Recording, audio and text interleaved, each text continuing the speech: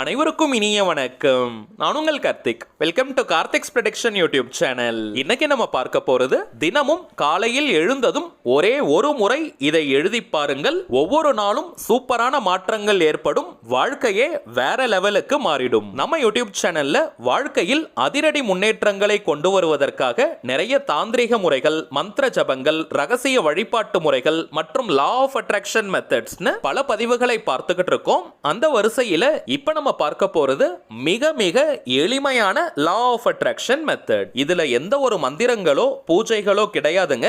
அதனால எல்லா மதத்தினருமே இதை தாராளமாக பயன்படுத்தலாம். சின்ன பசங்கள்ல இருந்து பெரியவங்க வரைக்கும் எல்லாருமே இந்த மெத்தடை யூஸ் பண்ணலாம். ஒரே வாரத்துல நல்ல மாற்றங்கள் தெரிய ஆரம்பிக்கும். லா ஆஃப் அட்ராக்ஷன்ல இருக்கக்கூடிய பவர்ஃபுல்லான அஃபர்மேஷன் சென்டென்ஸ் தான் இப்ப நம்ம பார்க்க போறோம். தமிழ் மற்றும் இங்கிலீஷ்னு ரெண்டு லாங்குவேஜ்லயுமே இந்த அஃபர்மேஷன் சென்டென்ஸை நான் கொடுத்திருக்கேங்க.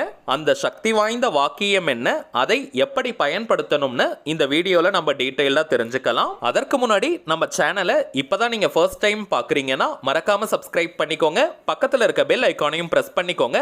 அப்பதான் அப்லோட் பண்ற எல்லா பயனுள்ள தகவல்களும் உடனடியாக உங்களுக்கு நோட்டிபிகேஷன்ல வரும். முதல் விஷயம், இந்த அஃபர்மேஷன்ஸ்னா என்னன்றத ஆல்ரெடி நிறைய பதிவுகள்ல நம்ம பார்த்திருக்கோம். இருந்தாலும் புதியதாக பார்க்கிறவங்களுக்காக இன்னொரு முறை நான் சொல்றேங்க.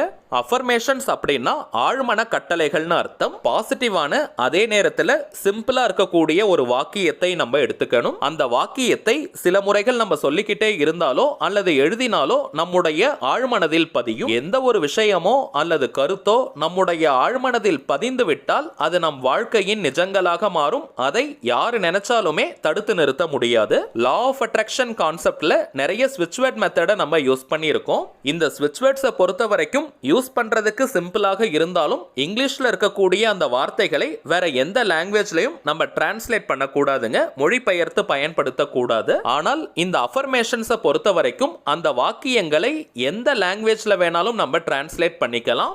தமிழ் மற்றும் இங்கிலீஷ்ல அந்த வாக்கியத்தை இப்ப நம்ம பார்க்க போறோம். ஆனால் உங்களுக்கு எந்த லாங்குவேஜ்ல அந்த வாக்கியத்தை எழுதினால் உணர்வு பூர்வமாக இருக்குமோ அந்த மொழியில நீங்க எழுதுங்க. அஃபர்மேஷன் சென்டென்ஸை பொறுத்த வரைக்கும் அதை தேர்வு செய்யறதுல நம்ம ரொம்பவுமே கவனமாக இருக்கணும். ஒரு நெகட்டிவான வார்த்தை கூட அதுல இருக்கக்கூடாதுங்க. அதே நேரத்தில் ஒரு பேராகிராஃப் மாதிரி அந்த வாக்கியங்கள் இருக்கக்கூடாது. சிம்பிளா ஷார்ட்டா இருக்கணும். ஒரு வரி அல்லது இரண்டு வரிக்குள்ளாகத்தான் அந்த வாக்கியங்கள் இருக்கணும். அடுத்த மிகவும் முக்கியமான விஷயம், இந்த அஃபர்மேஷன் வாக்கியத்தை பொறுத்த வரைக்கும் எல்லாருக்குமே எல்லா வாக்கியங்களும் செட் ஆகாது. அந்த வாக்கியத்தை நீங்க பயன்படுத்தும் பொழுது உங்களுக்குள்ள ஒரு நல்ல சந்தோஷமும் மகிழ்ச்சியும் கிடைக்கணும். இன்கேஸ் அந்த சென்டென்ஸை நீங்க யூஸ் பண்ணும் பொழுது உங்களுக்கு எந்த விதமான சந்தோஷமும் மகிழ்ச்சியும் கிடைக்கலனா அந்த வாக்கியங்களை நீங்க பயன்படுத்தாதீங்க. சரிங்க, இப்ப நம்ம பார்க்க போறது முழுமையான ஒரு லா ஆஃப் அட்ராக்ஷன் மெத்தடா இருக்கிறதுனால எந்த விதமான கட்டுப்பாடுகளும் இதற்கு கிடையாது. அதாவது நீங்க குளிச்சுட்டு தான் இந்த மெத்தடை யூஸ் பண்ணணும்னு கிடையாது.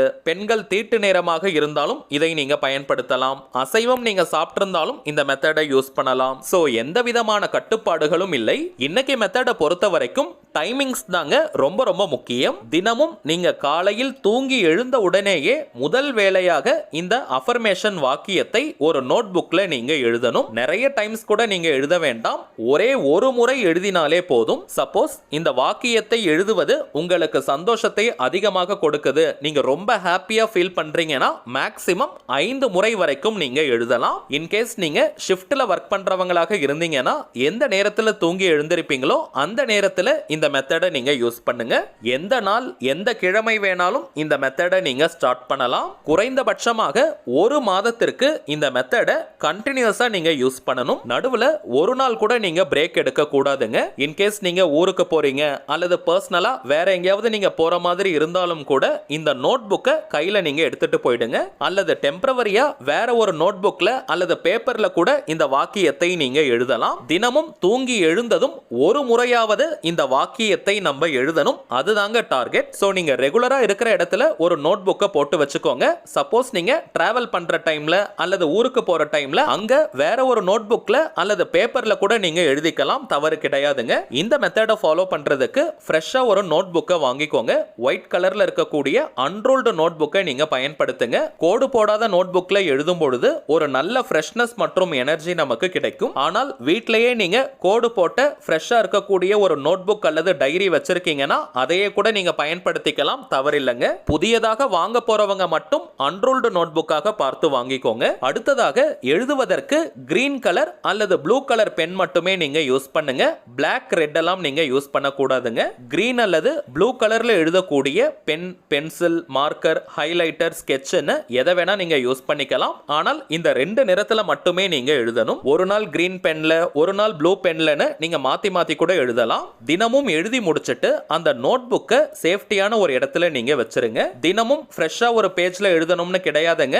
இடம் இருக்கும் வரைக்கும் அதே பேஜை நீங்க யூஸ் பண்ணுங்க. பேப்பருடைய ஃப்ரண்ட் அண்ட் பேக் கூட நீங்க யூஸ் பண்ணிக்கலாம். நிறைய பேஜஸ் நீங்க வேஸ்ட் பண்ணாதீங்க. அதற்காக ரொம்ப சின்னதாகவும் நீங்க எழுதாதீங்க. கொஞ்சம் தாராளமா பிரைட்டா நீங்க எழுதுங்க. ஒரு நோட் புக்கை கம்ப்ளீட் பண்ணிட்டீங்கன்னா இன்னொரு நோட் புக்கை நீங்க பயன்படுத்துங்க. பழைய நோட் புக்கை நீங்களே வச்சுக்கலாம் அல்லது வேணாம்னு நீங்க நினைச்சீங்கன்னா அதை நீங்க எரிச்சிடுங்க. எந்த நாள், எந்த கிழமை, எந்த நேரத்துல வேணாலும் அந்த பழைய நோட் புக்கை நீங்க எரிக்கலாம். வேணாம்னு நினைக்கும் பட்சத்துல அதை நீங்க எரிச்சிடுங்க. அப்படி இல்லைன்னா நீங்களே வச்சுக்கலாம், தவறு கிடையாதுங்க. நீங்க எழுதி வச்சிருக்கும் அந்த நோட் புக்கை வெளியாட்கள் பார்த்தாலும் சரி அல்லது வீட்டில் இருக்கும் நபர்கள் பார்த்தாலும் சரி தவறு கிடையாதுங்க. டைமிங்ஸ் மட்டும் நான் இன்னொரு முறை சொல்றேங்க, கரெக்டா நீங்க நோட் பண்ணிக்கோங்க. தினமும் நீங்க தூங்கி எழுந்ததும் அந்த தூக்கம் முழுவதுமாக களைவதற்கு முன்னாடி இந்த வாக்கியத்தை நீங்க எழுதிடுங்க. அதாவது நீங்க போய் ஃப்ரெஷ் அப் ஆகிட்டு வரணும்லாம் அவசியம் கிடையாதுங்க. பிரஷ் பண்ணிட்டு வரணும், காகல் பண்ணிட்டு வரணும்னு எந்த அவசியமும் இல்லை. நீங்க படுக்கும் இடத்திற்கு பக்கத்திலேயே அந்த நோட் புக்கையும் பெண்ணையும் வச்சுக்கோங்க. காலையில் எழுந்ததும் உடனடியாக இந்த வேலையை நீங்க செய்யணும். முதல் வேலையே இந்த வாக்கியத்தை எழுதுவதாக தாங்க இருக்கணும். இவ்வளவு தூரம் நம்ம பார்த்ததற்கான காரணம் அந்த நேரத்துல தாங்க நம்முடைய ஆழ்மனம் நல்ல விழிப்பு நிலையில இருக்கும். நீங்கள் எழுதும் அந்த வாக்கியம் உடனடியாக ஆழ்மனதில் பதியும். அந்த நோட் புக்கை ரெகுலரா நீங்க படுக்கிற இடத்திலேயே கூட வச்சுக்கலாம். சரி வாங்க, நாம் எழுத வேண்டிய அந்த வாக்கியம் என்னன்றதை பார்க்கலாம். இப்ப நம்ம டிஸ்பிளேல கூட தெரியுது பாருங்க. இன்று ஏதோ மிகப்பெரிய அற்புதம் என் வாழ்க்கையில் நடக்கப் போகிறது. இன்று ஏதோ மிகப்பெரிய அற்புதம் என் வாழ்க்கையில் நடக்கப் போகிறது. இன்று ஏதோ மிகப்பெரிய அற்புதம் என் வாழ்க்கையில் நடக்கப் போகிறது. இங்கிலீஷ்ல எழுதணும்னு நினைக்கிறவங்க today something wonderful is going to happen to me. உங்களுக்கு எந்த லாங்குவேஜ்ல எழுதினால் உணர்வு பூர்வமாக இருக்குமோ அந்த லாங்குவேஜ்ல நீங்க எழுதுங்க. ஏதாவது ஒரு மொழியில மட்டும் நீங்க எழுதுங்க. குறைந்தபட்சம் ஒரு முறை, அதிகபட்சம் 5 முறை வரைக்கும் நீங்க எழுதலாம். எந்த ஒரு எதிர்பார்ப்பும் இன்றி சந்தோஷமா ரிலாக்ஸ்டா இந்த மெத்தடை நீங்க ஃபாலோ பண்ணுங்க. மேஜிக்கலா உங்கள் வாழ்க்கையில் தொடர்ந்து நிறைய முன்னேற்றங்கள் ஏற்படும். கரண்டா நீங்க எத்தனை லா ஆஃப் அட்ராக்ஷன் மெத்தட் அல்லது தாந்திரிக முறைகள், மந்திர ஜபங்கள் பயன்படுத்திட்டு இருந்தாலும் இப்ப நம்ம பார்த்த இந்த மெத்தடையும் நீங்க யூஸ் பண்ணலாம். அதே போல ஒரு மாதத்திற்கு மட்டும் தான் இந்த மெத்தடை யூஸ் பண்ணணும்னு கிடையாதுங்க. குறைந்தபட்சம் ஒரு மாதத்திற்கு தொடர்ந்து இந்த மெத்தடை நீங்க யூஸ் பண்ணும் பொழுது கண்கூடா உங்களுக்கு ரிசல்ட் தெரியும். அதற்கு பிறகு நீங்களே இந்த மெத்தடை கண்டினியூ பண்ணிடுவீங்க. லைஃப் லாங் தினமுமே இந்த மெத்தடை நம்ம யூஸ் பண்ணலாம். சரிங்க, அவ்வளவுதான் இந்த பதிவு. நிச்சயமா உங்களுக்கு பயனுள்ளதா இருந்திருக்கும்னு நினைக்கிறேன். மேலும் இந்த வீடியோ உங்களுக்கு பிடிச்சிருந்தா மறக்காம லைக் பண்ணுங்க. நம்ம சேனலையும் சப்ஸ்கிரைப் பண்ணிக்கோங்க. தேவைப்பட்டுச்சுன்னா உங்க ஃப்ரெண்ட்ஸ் அண்ட் ஃபேமிலிக்கும் இந்த வீடியோவை ஷேர் பண்ணுங்க. அடுத்ததா இன்னொரு முக்கியமான தலைப்போட நான் உங்களை சந்திக்கிறேன். என்றும் அன்புடன் கார்த்திக். நன்றி.